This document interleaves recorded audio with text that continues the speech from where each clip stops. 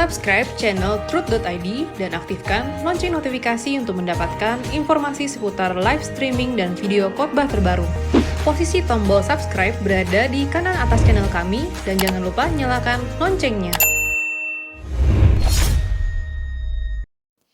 Shalom para jemaat yang dikasihi oleh Tuhan Yesus Kristus. Kembali lagi kita berjumpa di dalam ibadah tengah minggu pada hari ini. Sebelum kita mendengarkan firman Tuhan yang akan disampaikan oleh Bapak Pendeta Sutardi Nababan, mari bersama-sama kita mau mengarahkan hati kita kepada Tuhan. Kita mau sampaikan kerinduan kita. Kita katakan, aku minta kepadamu ya Tuhan, hati yang mengasihimu seperti Yesus. Mari bersama kita pujikan.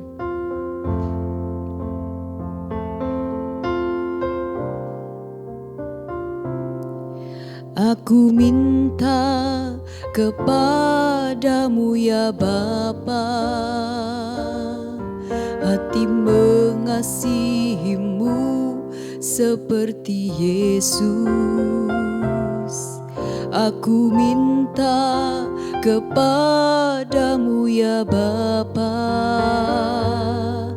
hati menghormatimu seperti Yesus. Aku minta kepadamu ya Bapa, hati mengasihimu seperti Yesus. Aku minta kepadamu ya Bapa, hati mengasihimu seperti Yesus. Beriku hati seperti Yesus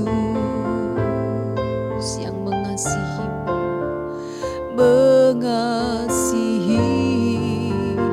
menghormati Bapa di surga. Beriku hati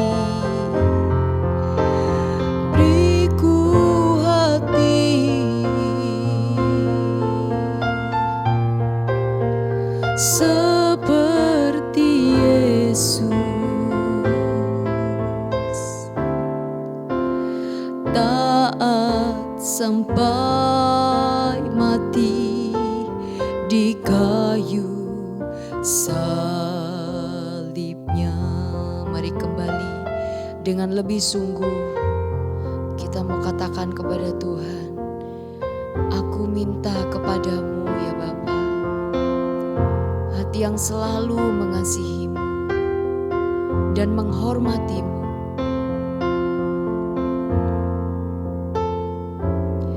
Aku minta kepadamu ya Bapa, hati mengasihimu seperti Yesus. Aku minta kepadamu ya Bapa, hati menghormatimu seperti Yesus. Beriku hati yang sepertimu ya Tuhan, seperti Yesus, mengasihi, menghormati Bapa di surga. Beriku hati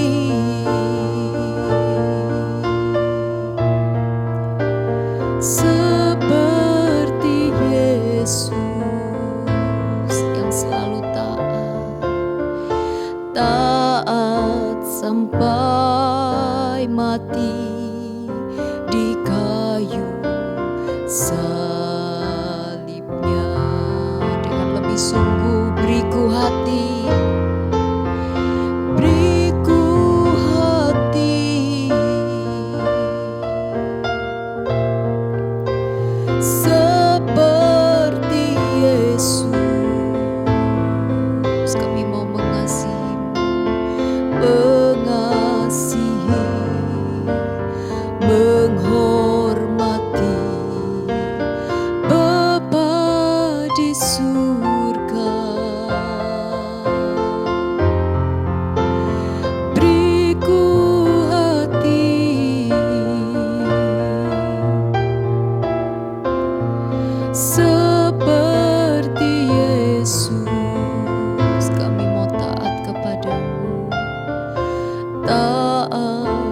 sampai mati di kayu salibnya.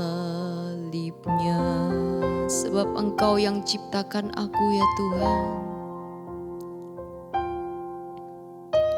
Betapa kami berharga di mata-Mu.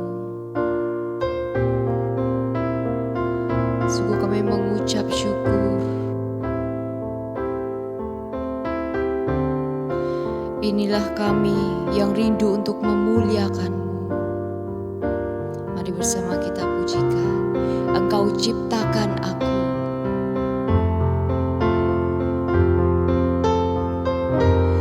Engkau ciptakan aku untuk menyenangkan-Mu. Sepanjang hidup ini sampai di surga nanti, menyenangkan-Mu selalu. Di mana Engkau ada,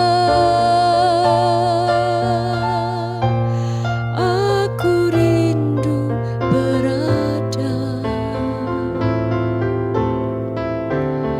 Engkau kesukaanku, batu karang perhentian, tak akan tergantikan. Engkau ciptakan aku, Engkau ciptakan aku untuk menyenangkan-Mu di sepanjang hidupku. Sepanjang hidup ini sampai di surga nanti, menyenangkan-Mu selalu. Dimanapun aku berada, di mana Engkau ada, aku rindu berada. Sebab Engkau kesukaanku, Engkau kesukaanku, batu karang perhentian, tak akan tergantikan.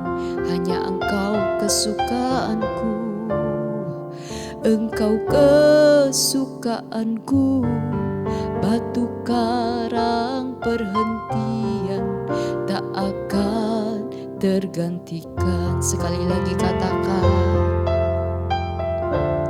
Engkau kesukaanku, batu karang perhentian, tak akan tergantikan.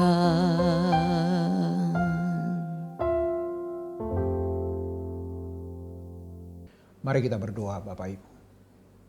Kami bersyukur berterima kasih buat waktu dan kesempatan ini ya Tuhan. Kami masih diberi waktu untuk belajar mengenal Engkau melalui kebenaran. Itu sebabnya ya Tuhan, tolong hamba-Mu untuk menyampaikan maupun umat-Mu yang mengikutinya melalui online. Diberkatilah kami semua. Dalam nama Tuhan Yesus, haleluya. Amin. Shalom Bapak Ibu Saudaraku sekalian. Ini adalah program yang diupayakan dari gereja kita, yaitu ibadah tengah minggu melalui online. Nah, sebagaimana yang sudah pernah juga saya mention, ini juga diupayakan gereja kita untuk boleh menjangkau jemaat sekalian dimanapun berada. Yang terkendala untuk menghadiri ibadah onsite, gereja juga mengupgrade diri agar bisa selalu hadir di dalam setiap lini kebutuhan rohani kita. Nah, hari ini mari kita membuka Alkitab, yaitu dari Injil Matius pasal yang ke-7, ayat 15 sampai ayat yang ke-23. Injil Matius pasal 7, ayat 15 sampai ayat yang ke-23. Waspadalah terhadap nabi-nabi palsu yang datang kepadamu dengan menyamar seperti domba, tetapi sesungguhnya mereka adalah serigala yang buas. dari buahnya lah kamu akan mengenal mereka. Dapatkah orang memetik buah anggur dari semak duri atau buah ara dari rumput duri? Demikianlah setiap pohon yang baik menghasilkan buah yang baik, sedang pohon yang tidak baik menghasilkan buah yang tidak baik. Tidak mungkin pohon yang baik itu menghasilkan buah yang tidak baik, ataupun pohon yang tidak baik itu menghasilkan buah yang baik. Dan setiap pohon yang tidak menghasilkan buah yang baik pasti ditebang dan dibuang ke dalam api. Jadi dari buahnya lah kamu akan mengenal mereka. Bukan setiap orang yang berseru kepadaku, Tuhan, Tuhan, akan masuk ke dalam kerajaan sorga, melainkan yang melakukan kehendak Bapakku yang di sorga. Pada hari terakhir banyak orang akan berseru kepadaku, Tuhan, Tuhan, bukankah kami bernubuat demi namamu, dan mengusir setan demi namamu, dan mengadakan mujizat demi namamu juga? Pada waktu itulah aku akan berterus terang kepada mereka dan berkata, aku tidak pernah mengenal kamu, enyahlah daripadaku, kamu sekalian pembuat kejahatan. Tema dari renungan firman Tuhan yang mau saya sampaikan ini adalah pohon dikenal dari buahnya. Tentang apa yang dipaparkan oleh Tuhan Yesus ini tidak terlalu sulit untuk kita mengerti secara logika, Bapak Ibu. Tetapi menjadi sulit, menjadi sukar ketika kita menghidupinya, mengeksekusinya secara nyata di dalam hidup. Seperti pepatah mengatakan, pohon dikenal dari buahnya, manusia dikenal dari perbuatannya. Pohon yang baik sudah pasti menghasilkan buah yang baik. Demikian juga halnya dengan kita sebagai manusia yang berakal budi, dapat dilihat dan dikenali dari perbuatannya. Hal yang menarik untuk kita pelajari dari ajaran Tuhan Yesus tentang berbagai penyimpangan yang terjadi di kegiatan keagamaan, keimanan, dan kepercayaan. Para rohaniwan dalam hal ini mendapat teguran keras untuk mengoreksi diri serta ajarannya kepada umat. Apakah sesuai atau tidak dengan kehendak Bapa di sorga? Tuhan Yesus telah menetapkan standar nilai-nilai di dalam kerajaan sorga. Memperhadapkan kepada kita hal-hal yang paralel untuk dicermati secara bijak dalam pengabdian kepada Tuhan dan sesama. Di antaranya Tuhan membentangkan di mana kita untuk memilih jalan yang benar, yang dikatakan luas dan sempit. Juga tentang sebuah akses kehidupan yang dikatakan pintu mengenai lebar dan sesaknya. Juga menjadi tujuan hidup kita. Apakah kehidupan atau kebinasaan? Juga ada pohon dan buahnya. Tentu ini berbicara tentang bagaimana perilaku kita yang baik dan tidak baik. Dan juga mengenai semua kita. Apakah bijaksana atau bodoh. Juga diumpamakan juga mengenai dalam sebuah bangunan. Apakah pondasinya itu terbuat dari batu atau dari pasir.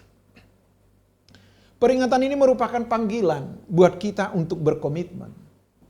Berpegang teguh menghadapi ajaran kebenarannya. Mengaku sebagai pengikut Kristus jangan hanya sekedar takjub, kagum akan kebenaran. Harus memiliki keberanian menindaklanjutinya untuk mengenakannya, Bapak Ibu Saudara sekalian. Yesus memperingatkan para murid bahwa tidak semua yang menyebut Tuhan tidak otomatis berada di pihak Tuhan. Makanya Tuhan Yesus berkata, waspadalah terhadap nabi-nabi palsu yang datang kepadamu dengan menyamar seperti domba, tetapi sesungguhnya mereka adalah serigala yang buas. Jadi Bapak Ibu, baik tidaknya seseorang jangan terkesima dari casingnya, penampilannya, termasuk penampilan yang sedang berkhotbah saat ini. Karena segala sesuatu bisa diaktualisasi, bisa dipelajari. Tetapi peragaan hiduplah sehari-hari yang akan membuktikan benar tidaknya kita mengenal Tuhan yang kita percayai. Nah, untuk itu, Bapak Ibu yang Tuhan Yesus kasihi, setelah apa yang Tuhan tetapkan ini, bentangkan ini, mau tidak mau, kita harus mengikutinya. Dan bukan hanya kepada murid, tapi semua kita yang mengaku percaya kepada Tuhan. Agar ini tidak hanya menjadi slogan di bibir pengakuan semata, tetapi bagaimana ini menjadi tampak jelas di perjalanan hidup kita. Ya. Bahkan lebih jelas dan lebih tegas Tuhan Yesus menegaskan bahwa kesibukan dalam melayani, terlibat aktif dalam berbagai banyak bentuk pelayanan, termasuk mengalami hal-hal yang spektakuler demi nama Tuhan. Alkitab mencatat, saudaraku, ya, ada yang bernubuat demi namanya, mengusir setan demi namanya, dan mengadakan banyak mujizat demi namanya. Tetapi dengan tegas Tuhan berkata, aku tidak mengenal kamu. Enyahlah. Wow. Ini mengerikan Bapak Ibu Saudaraku sekalian. Hanya mereka yang melakukan kehendak Tuhan, diakuinya, dikenalnya, dan diperkenankan masuk surga. Jadi, bukan kebetulan Bapak Ibu bisa mengikuti ibadah ini melalui media online yang difasilitasi oleh gereja kita. Ini juga menjadi sebuah tanggung jawab. Ya, bagaimana juga para sahabat-sahabat mempersiapkan ini. Ya, yang begitu sibuk dengan kegiatan pelayanan. Mereka berjuang untuk mengemas begitu rupa. Ya, nah kalau kita kan Bapak Ibu di rumah kan tinggal menikmati. Tapi bagaimana mempersiapkan ini, aduh. Kita bersyukur punya orang-orang yang teliti. Mempersiapkan, mengatur, mendesain begitu rupa. Tapi semua ini kita lakukan adalah, dan saya yakin sahabat-sahabat juga dalam melakukan ini adalah tujuannya hanya satu. Inilah pelayanan yang bisa kulakukan untuk Tuhan dan juga untuk sesama. Nah, ini kesempatan berharga bagi kita untuk berbenah diri. Hidup di dalam pertobatan setiap hari. Ya, menjaga kekudusan hidup, tidak bercacat celah. Serta mampu kita menaruh belas kasihan, welas asih terhadap sesama. Tidak membalas yang jahat dengan kejahatan. Walaupun berat memang, kita cenderungnya membalas yang jahat, lebih jahat lagi. Tetapi kita harus mampu meneladani, mengikuti apa yang telah Tuhan peragakan. Kita mau mengampuni sesama, menghargai perbedaan yang ada, dan menghormati orang lain. Inilah yang dikehendaki oleh Allah Elohim Yahweh. Pertumbuhan rohani, kedewasaan rohani jangan hanya angan-angan semata yang tidak pernah terbukti di kehidupan nyata. Firman Tuhan ini menegaskan kepada kita, dari buahnya lah kamu dapat mengenal mereka. Di sini tidak hanya nabi palsu, Bapak Ibu. Pengikut Kristus yang palsu pun juga ada, termasuk pendeta palsu dan juga jemaat palsu juga banyak. Sebab Tuhan berkata kepada kita, dikaruniakan kepadamu bukan hanya percaya, tapi juga menderita. Jangan pernah kita membangun satu pemahaman, setelah kita percaya mengikut Yesus, menjalani hidup lebih gampang, lebih mudah. Enggak. Ingat, tadi Bapak Ibu, saya sudah menjelaskan di awal. Tuhan berkata, berjuanglah kamu melalui pintu yang sesak itu. Hal yang paralel dengan itu, kerjakan keselamatanmu dengan takut dan gentar. Pikul salib. Tentu bukan salib Kristus. Salib kita, Bapak Ibu ya, yang harus kita pikul. Salib Tuhan itu terlalu berat untuk kita pikul. Salib kita yang harus kita pikul. Melalui apa? Peristiwa-peristiwa, kejadian-kejadian yang terjadi dalam hidup kita sehari-hari. Ketika orang mengkritikmu, bagaimana engkau merespon? Ya, Ketika engkau dibully, bagaimana engkau merespon? Keanehan yang terjadi di kehidupan nyata, di mana kita menjadi saksinya Bapak Ibu, ini tidak terlepas dari tindakan perbuatan manusia itu. Pohon dikenal dari buahnya. Mengaku Kristen hanya sekedar identitas. Di gereja kita sangat kental dengan kalimat ini. Ya, bahwa Kristen tidak boleh hanya menjadi identitas kita, tapi harus menjadi keberadaan kita. Disebut menjadi Kristen karena lewat hidupnya itu nyata jelas perbuatan-perbuatan yang diteladankan oleh Kristus. Ibaratnya saya memperagakan satu adegan di sini, Bapak Ibu langsung bisa tahu menebaknya. Adegan apa yang saya peragakan? Contoh, misalnya kalau saya lagi membel begini, tangan saya bergerak tidak karuan, ya. Mata saya dolak-dalik begitu. Wow, orang akan berkata, ini Sutardi lagi mabok. Ya, jadi jelas kekristenan kita itu pun bukan hanya sekedar pemahaman yang ada di pemikiran kita, tapi kita harus tunjukkan di sini loh Bapak Ibu, beratnya menjadi orang yang percaya yang mengaku pengikut Kristus. Di sini loh beratnya. Nah, kalau berkhotbah seperti ini, mengemas acara seperti ini, apa susahnya? Ya, apalagi dari sekretariat disusun begitu rapi. Tanggal sekian ini mengisi dengan produksi tanggal sekian. Apa susahnya? Tetapi selepas ini ada gak buktinya di dalam kehidupan nyata? Sudah bertahun-tahun menjadi Kristen, tapi masih sering berantem suami istri. Waduh, gimana? Kita aktif melayani, tapi kita hanya tersenyum, mempesona di depan orang banyak. Tetapi sesungguhnya kita bumerang di dalam lingkungan keluarga kita sendiri. Bahkan pernah saya mention satu kalimat. Kami para pendeta ini, para pelayan ini sering menabur bau keharuman di luar. Tapi kalau mau jujur, benar gak dia bau harum di rumah? Bau harum gak dia untuk istrinya? Harum gak dia untuk anak-anaknya? Itulah manusia, Bapak Ibu. Ingat, pohon dikenal dari buahnya. Betul, pohon juga bisa dikenali dari kulitnya, dari dahannya, dari daunnya.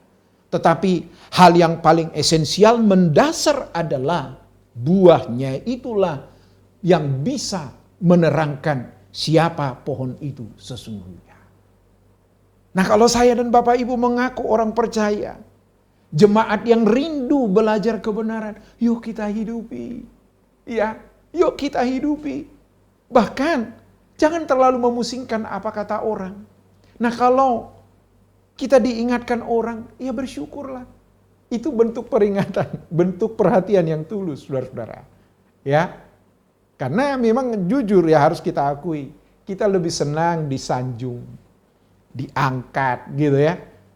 Tapi sebaliknya, kita sangat resisten, alergi ketika orang mengkritik kita. Pak, Bu, yang saya pahami adalah kalau keadaanmu dan keadaanku baik-baik saja, ekonomi mantap ya, uang banyak, saya mau kasih tahu, akan banyak orang yang mau tertawa dengan kita. Bahkan bukan cuma mereka, lalat pun mau nempel sama kita. Tapi kalau sebaliknya, kita miskin, susah. Bukan cuma susah, menyusahkan orang. Jangankan keluarga, lalat pun ogah nempel sama kita. Itulah fakta hidup. Tidak bisa dibantah. Makanya tadi Tuhan bilang apa? Pohon yang baik itu pasti menghasilkan buah yang baik. Tidak mungkin buah yang baik itu dihasilkan pohon yang tidak baik. Tidak mungkin. Bahkan saya mau mengajak kita, Bapak Ibu jemaat yang dikasihi Tuhan. Pahami firman Tuhan selogik mungkin. Senatural mungkin. Maka itu akan membantu engkau dan aku untuk mengeksekusinya boleh nyata di hidup kita. Nah untuk itu, Bapak Ibu yang Tuhan Yesus kasihi, menghadapi berbagai penyimpangan yang ada dan juga kepalsuan yang ada, bagaimana kita menghadapi kenyataan seperti ini? Alkitab sudah jelas menuntun itu menjadi modal utama kita, tidak ada yang lain.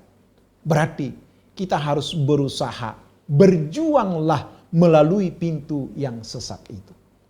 Maksudnya adalah jalani prosesnya tahap demi tahap tanpa mengesampingkan aturan main atau rambu-rambu yang telah Tuhan bentangkan. Ingat firman Tuhan yang berkata, Allah turut bekerja dalam segala sesuatu untuk mendatangkan kebaikan bagi mereka yang mengasihi Tuhan. Mengasihi Tuhan bukanlah berkhotbah seperti ini. Mengasihi Tuhan tekanannya bukan di nyanyian dan liturgi.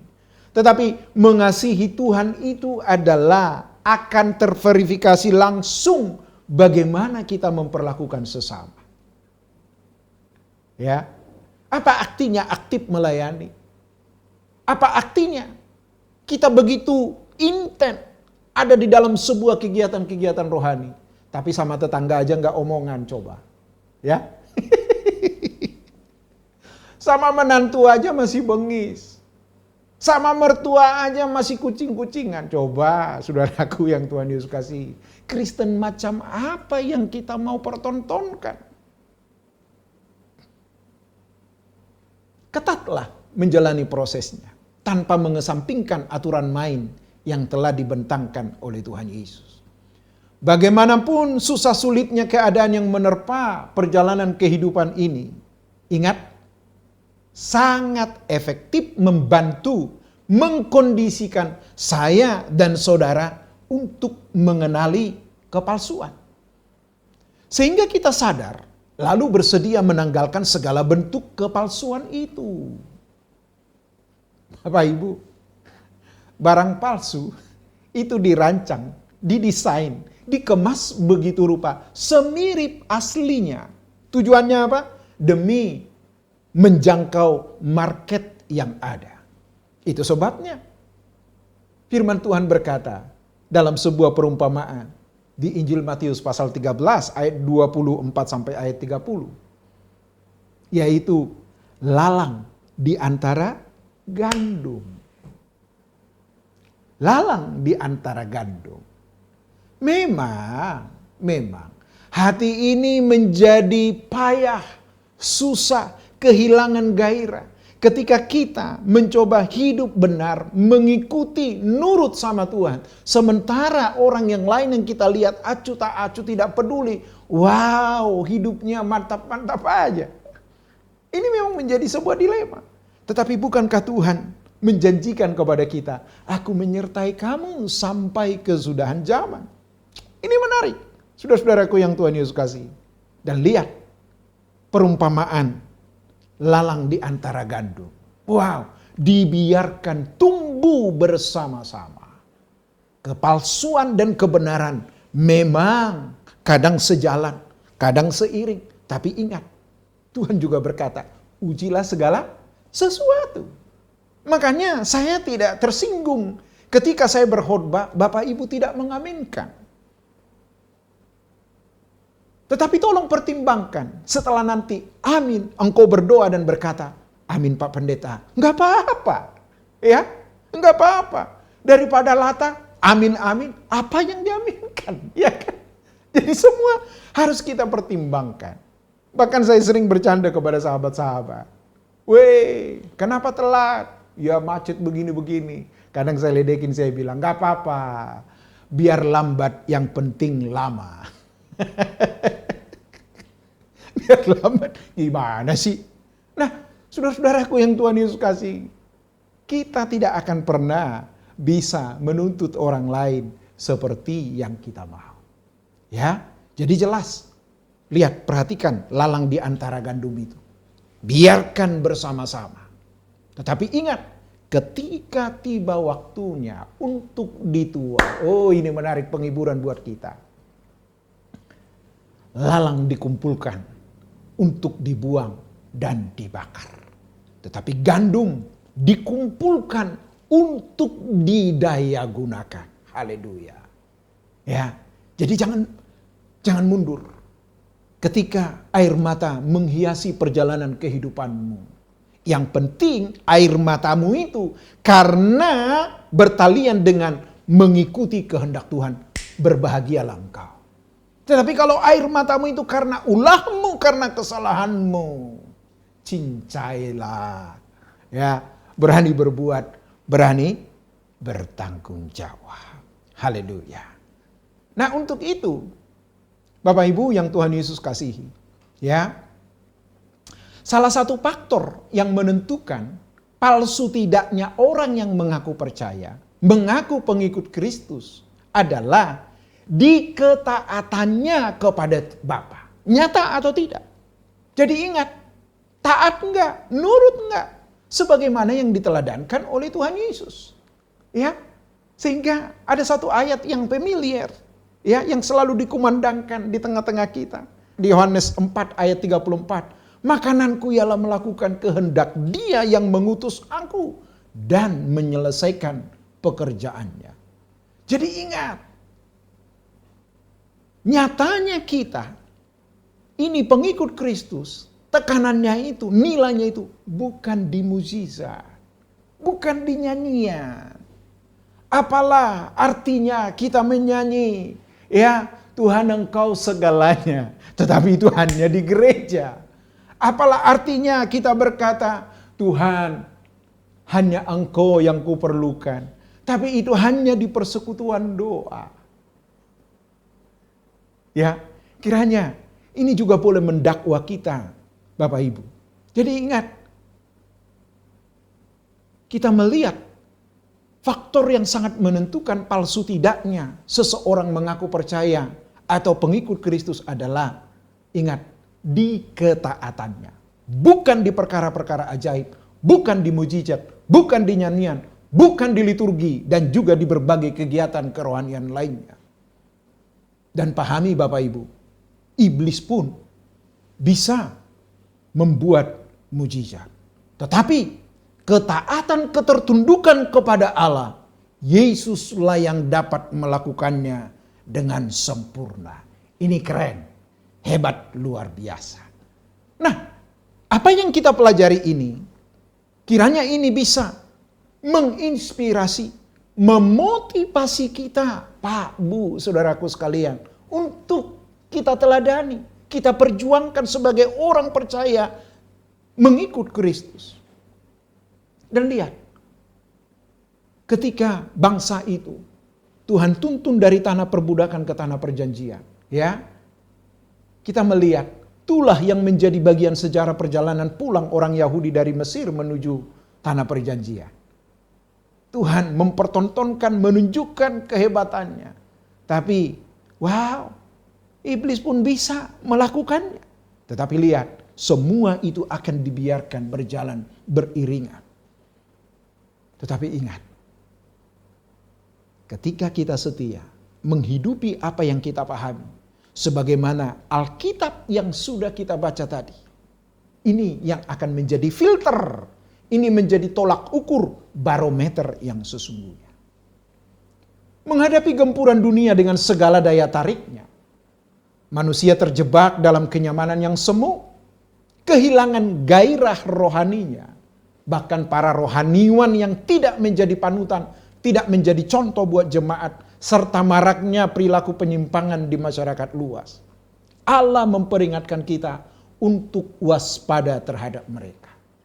Ada serigala yang menyamar seperti domba. Kita perlu berhati-hati, selalu mawas diri. Sebab kepura-puraan ditampilkan sangat wajar dan tidak menimbulkan prasangka kecurigaan, sehingga membuat kita mudah terpedaya dan terseret begitu dalam.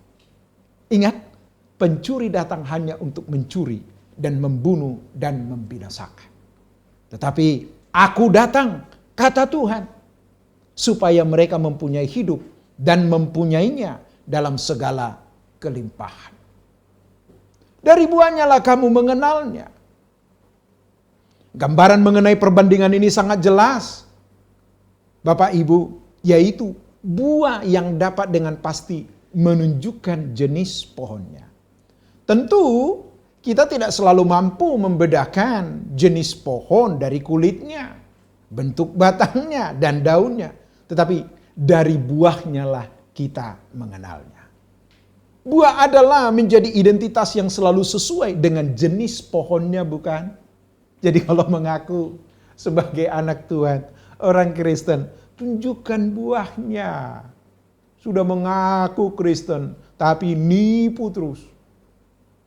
Udah mengaku Kristen, bohong melulu. Ingat, Bapak Ibu, segala sesuatu kita pahami, itu mah gak apa-apa, semua orang juga melakukannya. Ingat, tadi saya udah katakan di awal, yang menjadi barometernya adalah bukan lingkungan kita, bukan orang-orang di sekeliling kita, tetapi Tuhan yang menjadi ukurannya. Bagaimana dengan kita, saudaraku? Manusia bisa menolak, berkelit dengan caranya untuk menutupi tabiat buruknya, karakter buruknya melawan naluri batinianya. Akan tetapi, sikap tindakan dalam perbuatan kesehariannya pasti mengikuti sifat aslinya.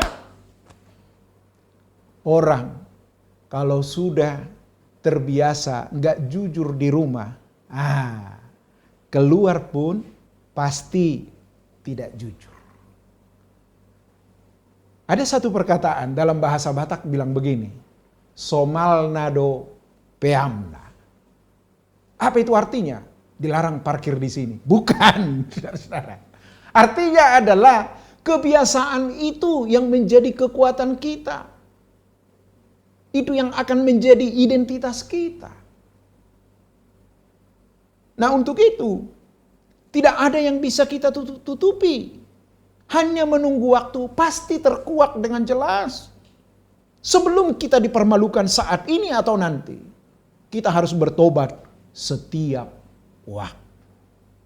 Engkau yang mengikuti ibadah ini dan berkata, Pak, saya teringat dengan ipar saya yang masih bermasalah. Saya benci sama dia. Selesai ibadah ini, hubungi dia. Minta ampun, tidak masalah. Bapak Ibu, bukankah Tuhan berkata, kalau kamu tidak mengampuni, kamu tidak saya ampuni, kata Tuhan. Wow, itu ngeri. Jangan sampai jantung berhenti berdetak. Yang harusnya bisa kita beresin, tidak kita beresin. Jangan kita sampai dipermalukan. Ya, saat ini atau nanti. Yuk kita sadar. Pohon dikenal dari buahnya. Engkau dan aku masih mendapat kesempatan untuk berbenah diri. Bapak Ibu. Masih punya kesempatan untuk berbenah diri. Ya. Dan ingat. Memang.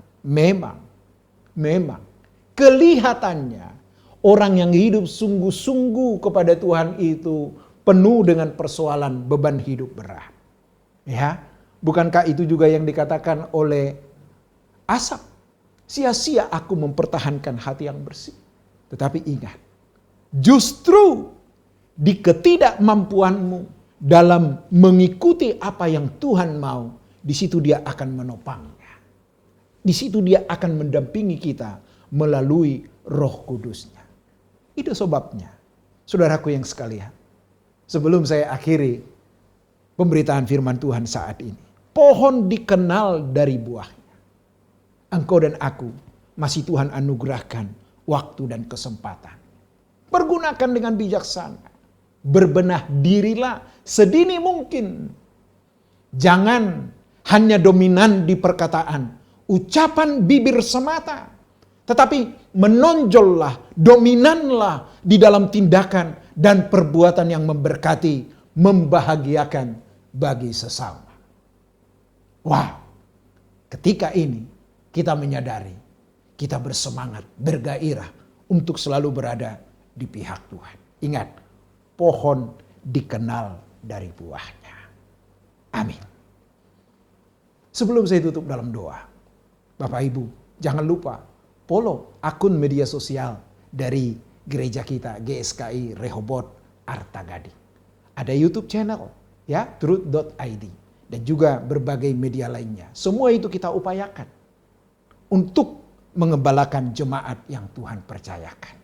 Dan saat ini engkau sudah mendengar firman, biarlah Tuhan berperkara atas hidupmu. Bahkan Tuhan berkata, jangan keraskan hatimu kalau engkau sudah mendengarkan suaranya. Mari kita berdoa. Terima kasih banyak ya Tuhan atas kebenaran yang telah kami dengar dan pahami. Tetapi janganlah ini hanya menjadi konsumsi dalam pikiran kami semata. Kami boleh tertantang untuk menghidupinya. Karena biar bagaimanapun kami menutupi buah-buah yang tidak baik itu akan terkuak dengan sendirinya. Bapa, pohon dikenal dari buahnya. Nah, kalau kami mengaku percaya kepada Tuhan, mengaku sebagai pengikut Kristus, biarlah tindakan perbuatan kami membahasakan itu lebih jelas, lebih kuat daripada ucapan bibir kami semata. Diberkatilah umat-Mu yang mengikuti ibadah ini ya Tuhan. Dan di tengah-tengah apa yang bisa kami upayakan demi mendukung pelayanan di gereja-Mu, Tuhan juga memberkati umat. Terima kasih Bapa. Kami menyambut berkat-Mu. Turunlah segala berkat yang melimpah dari Allah Bapa di surga. Rahmat cinta kasih yang besar dari Tuhan Yesus. Bimbingan penyertaan dari Roh Kudus memberkati hidup kita dari saat ini sampai selama-lamanya. Amin. Tuhan Yesus memberkati.